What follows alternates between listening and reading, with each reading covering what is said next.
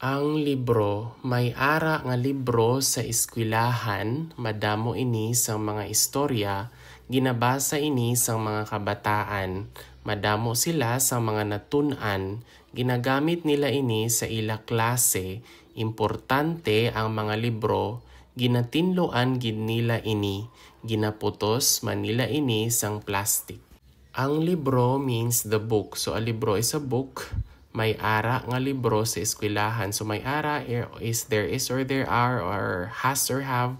Eskwelahan is a school, so there's a book in school. Madamo ini sa mga istorya. When we say madamo, that means many. And then an istorya is a story. Mga istorya is stories because the word mga is a plural marker. Ginabasa ini sa mga kabataan. Basa is read. And then a kabataan, so mga kabataan, it means the children. So the children are reading this. Madamo sila sa mga natun-an, so they learn many things. Madamo means many, natun-an is like learned. Ginagamit nila ini sa ila klase, so they use this in their class. Gamit is use, and then klase is class. Importante ang mga libro, so the books are importante. Ginatinloan gid nila ini, tinlo means like clean, so they really clean this.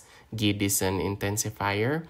Ginaputos man nila ini sang plastic, putos is like wrap, and then plastic is plastic, so they use plastic to wrap the book.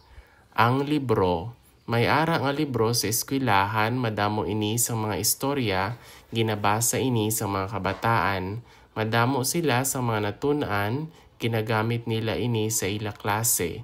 Importante ang mga libro, ginatinloan gid nila ini, ginaputos man nila ini sang plastic. Ang libro.